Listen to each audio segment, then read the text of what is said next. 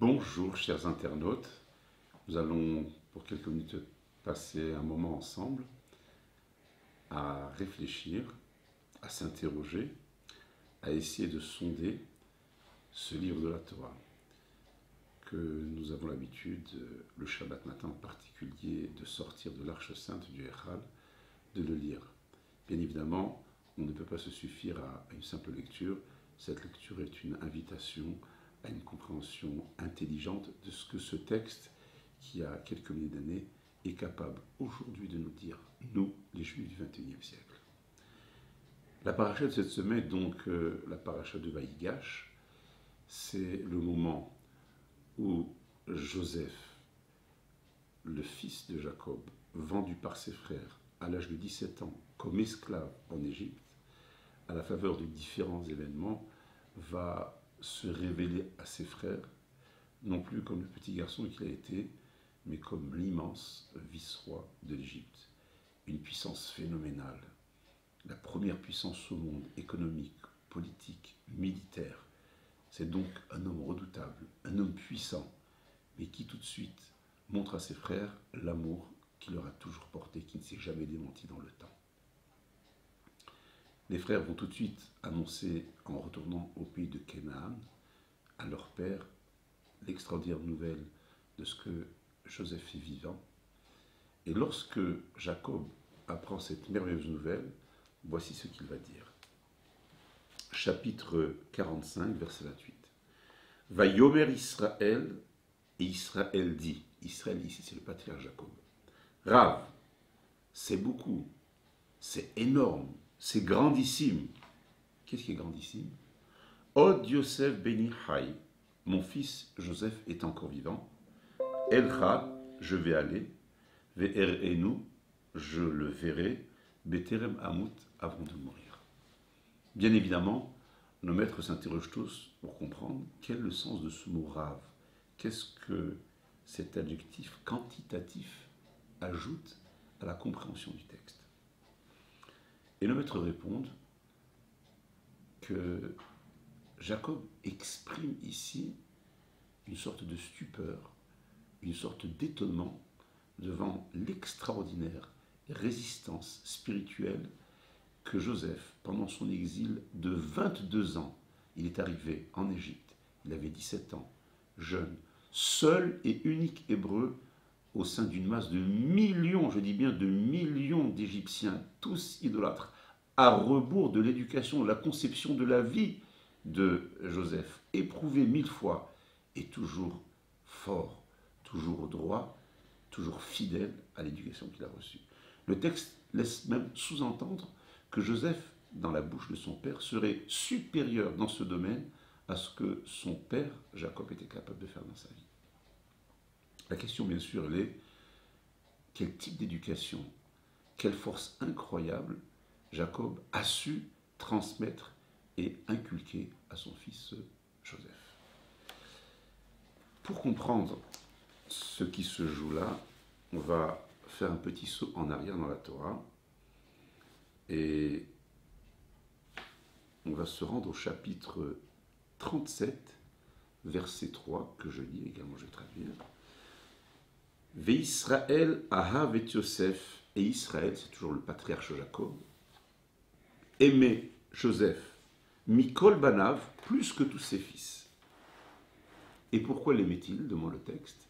Qui ben zekunim hulo, car il était pour lui le fils de sa vieillesse, ve'asalok ketel pasim, et en signe de ce qu'il choisissait cet enfant, il lui fit une tunique de laine fine.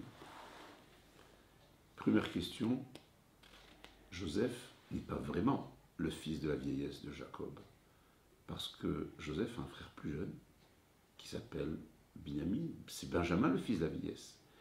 Et là où les frères de Joseph auraient accepté que Jacob ait pu choyer Benjamin parce qu'il était le plus jeune, ne comprennent pas pourquoi leur père semble porter une attention, un amour particulier à Joseph, jusqu'à le distinguer par un vêtement particulier. Nos maîtres décryptent ce verset de la manière suivante. Et c'est ce qui, me semble-t-il, va nous permettre de comprendre une dimension essentielle à notre condition de juifs aujourd'hui. Cela fait 2000 ans, 20 siècles, que le deuxième temple de Jérusalem a été détruit. Et ce que nous avons connu comme condition, c'était la condition de l'exilé. Nous avons traversé tant de pays, tant de cultures, tant de péripéties, tant de tribulations, avec tant et tant de tentatives d'extermination, de spoliation. On a été chassés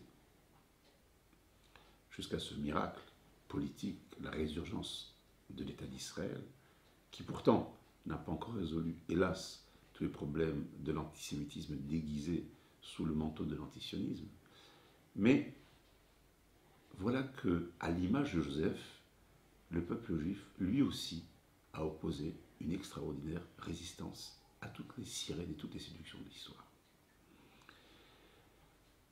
Nos maîtres disent qu'en réalité, il y avait une tradition qui avait été transmise par le premier des patriarches, Abraham, à son fils Isaac. Isaac a transmis à Jacob, et Jacob a transmis à ses enfants. Quelle tradition? C'est une chose qui a été révélée dans un moment prophétique qui s'est appelé Brit Ben Ametarim, l'alliance des morceaux. Et dans ce moment prophétique, le Créateur du monde annonce à Abraham: sache que ta postérité sera étrangère dans un autre pays qui n'est pas le sien. Elle sera asservie par une puissance, et ensuite ils sortiront avec de grandes richesses. Les enfants de Jacob savaient que dans la construction de l'histoire des Hébreux, avant d'aller un jour sur le mont Sinaï pour recevoir la Torah, avant un jour de prendre possession de la terre promise, il fallait passer par un temps difficile qui serait un temps de servitude. Donc, être étranger, être un marginal, être un apatride dans un monde qui n'est pas le mien. La question est, comment se prépare-t-on à vivre cette condition de l'exilé? Et voilà que le maître dit des choses tout à fait intéressantes. Rappelez-vous un peu de l'histoire. Jacob lui-même, étant jeune, dans des conditions qu'on a besoin d'expliquer, va prendre la bénédiction du droit d'aînesse qu'il va ravir à son frère jumeau Ésaü. Ésaü va en concevoir une rage mortelle, et sur le conseil de sa mère, Rivka, Jacob va fuir chez le frère de sa mère, chez son oncle Laban, le fameux Laban, qui d'ailleurs dans le temps deviendra son futur beau-père. Et le texte Rashi, le fameux commentateur sur la Torah, indique que, avant de quitter la maison paternelle, Jacob va vivre pendant 14 ans, avant de se rendre chez ce fameux Laban, son futur beau-père. Jacob va vivre pendant 14 ans dans un lieu particulier qui s'appelle la maison d'études de Shem et de Héver. Qui sont Shem et Héver? Shem est un contemporain du déluge, et Héver est un contemporain de la tour de Babel. Ce qui veut dire que ces deux maîtres qui transmettent une tradition spirituelle, chacun dans sa vie a été confronté à un bouleversement universel. Imaginez-vous ce que vous aurez ressenti en ayant vécu cette terrible catastrophe de l'humanité, du monde tout entier, noyé sous les flots du déluge. Imaginez-vous ce que vous aurez ressenti quand l'humanité tout entière se ligue avec cette tour de Babel dans une rébellion pour aller défier le Créateur. Ces deux immenses personnages qui ont vécu des bouleversements ont développé une manière d'être, une manière de croire, une manière de vivre qui leur a permis de surnager dans ces deux bouleversements qui ont été le temps du déluge et le temps de la tour de Babel. Cette connaissance qu'ils ont, cette science qu'ils ont eue, à qui ils l'ont transmise à Jacob. Fort de cette éducation que Jacob a reçue, en dehors de l'enseignement traditionnel de son père, il va se rendre chez Laban, qui est un personnage redoutable, un homme retors, et pendant 22 ans, Jacob est capable de vivre à proximité d'un homme immoral sans jamais se laisser influencer. C'est cette connaissance, c'est ce comportement particulier de l'exilé que Jacob reçoit de Shem et de Héver qu'il va transmettre à Joseph, car il sait que ce que Abraham a prédit, sache que ta descendance sera étrangère dans un pays, qui va inaugurer ce temps de l'exil, c'est Joseph. Et c'est pourquoi, En fait, nos maîtres disent que, non pas que Jacob ait privé ses enfants dans l'enseignement de la tradition, il a donné un enseignement égal à tous ses enfants. Mais Joseph, étant donné qu'il avait été pressenti comme étant celui qui serait le premier des exilés, a eu besoin en quelque sorte d'une formation particulière pour lui permettre, au moment où il sera confronté à tous les démons, à toutes les tentations, à toutes les attractions, à toutes les séductions de l'Égypte, d'être capable de résister. C'est cela, le choix particulier que Jacob va porter à son fils. Il va le distinguer par cette unique, non pas pour faire une différence en disant qu'il était le chouchou de son père, mais pour dire que lui, plus que tout autre frère, était prêt à être confronté à la situation de l'exilé. Et c'est ce que dit Jacob. Quand 22 ans plus tard, il retrouve son fils, certes, vice-roi d'Égypte, mais je gage qu'à l'époque, il avait une kippa sur la tête avec un tzitzit. C'est ce que dit Vayomer Israël. Rav, Israël dit, c'est incroyable, cette capacité que mon fils Joseph a eue de résister. Et non seulement de résister, on pourra encore développer, c'est qu'en Égypte, les 2 premiers enfants nés en exil sont Ménaché et Ephraïm, qui sont les enfants de Joseph, qui vivent dans un monde de princes, de courtisans, un monde de richesse, et malgré tout, ils sont parfaitement éduqués, comme s'ils avaient grandi auprès du grand-père Jacob. Si, je crois, nous les Juifs, on a eu un challenge qu'on a eu à relever, et que les générations précédentes ont relevé, dans les conditions qui étaient les leurs, dans le monde de l'Antiquité, ensuite dans le monde de la Renaissance, et puis avant au Moyen-Âge, et puis au siècle des Lumières, et dans la modernité. Chaque génération a eu ce temps qui a été un temps de confrontation.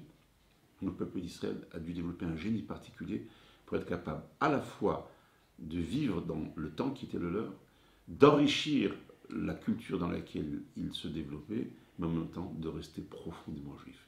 Aujourd'hui aussi, nous n'échappons pas à ce challenge.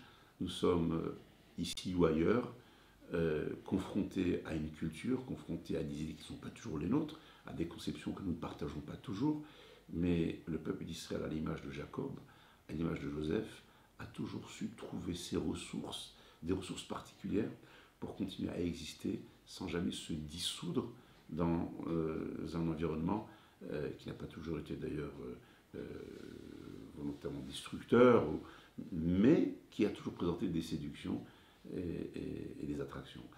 Et il me semble, très modestement, que s'il y a une source à laquelle on peut et on doit puiser pour toujours renforcer notre identité, sans jamais avoir peur ni de la confrontation, ni de la discussion, c'est bien évidemment l'étude. L'étude est pour nous la panacée universelle du juif, parce que c'est en renouvelant le sens de ce que cette Torah éternelle est capable de nous donner dans la direction à prendre dans notre vie, que nous trouvons pour nous, et surtout sans doute pour nos enfants, des réponses aux questions existentielles qui de génération en génération interpellent tout individu. Voilà, je nous souhaite que, fort de cette richesse de la Torah, eh bien, à l'image de Joseph, nous puissions contribuer à l'enrichissement spirituel, matériel, culturel du pays où l'on vit. Il était vice-roi d'Égypte, mais il était profondément juif. Shabbat shalom.